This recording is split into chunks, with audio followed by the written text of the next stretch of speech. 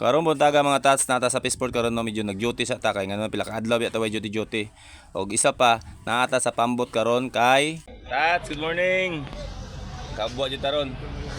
Taga-tagista mga tats. Araw do ka bangag.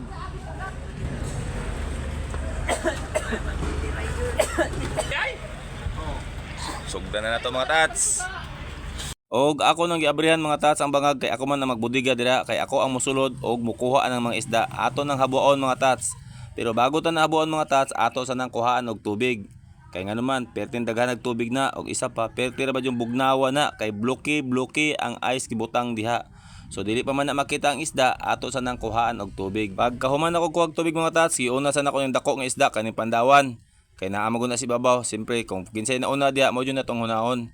Og mapansin nyo mga tats, ipanghabo na nako mga sulupin diha na yellow, na puti, og pula. Siyempre mga tats, nga nung lahi na silang mga kulay, kay lahig tag iya. Ang buot pasabot maguna na mga tats, iya slag ilhanan. Kumbaga ang isa ka tao yellow iya, ang isa puti iya, ang isa pula iya.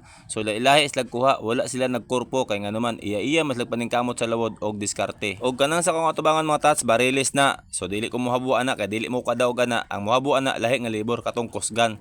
Kita dili man ta kusgan. Kusgan lang ta mo kaon og isda mga tats og mga ayo. Bitaw mga tats wala jud ko gapasan og isda nga dako diha kay nganuman bugat pan asa kuan ng mga isda ana basig may slide pa lang hinunta. Ang sa tinuod jud mga tats di jud ko kadaog. Muna ako gagmay na lang isda diha. Munang ubay-ubay jud ng mga isda mga tats kay nganuman dugay-dugay pud isda dito sa lawod no. Og mao na tanan ako napasaka mga tats mao nang ilang gila-ilahi ang mga klase-klaseng mga isda diha kay nganuman lahi magud ang mga presyo mga tats. Sama sa kong ingon ganyan mga tats lahi jud na slag mga kuha. Mao nang iya po na slag diskarte.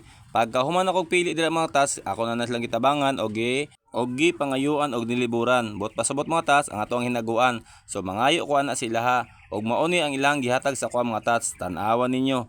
Puro na tulay mga tats, balitunga na sa balde. Ako lang isa ang nakaangkon ana kaya akong kauban lahi pud to ilaha, lahi pud tong langoy og kaning nagdayong. So kato siya binudigahan ako to sa mga tats. Og mauna na gihulog na sa kuang anak dira ang isda. Gamay! Sexta ka pen. Pero na eh. Badli. Uy, ano na dito? Santay na so. Basig. Eh, kapo na dito ito. Pero ikaw na ni pagka. Wala sa niyo.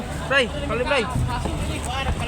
Og pagkahuman ako habwa mga tats, siyempre guyoro man gud na dito sa taas kay dalon na nagtimbangan. Nya lahi naman na maguyod na mga tats, dili naman na linya.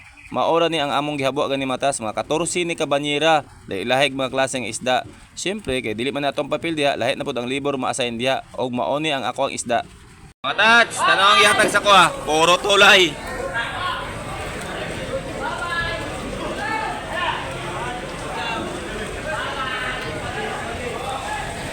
No, ato na ibaligya.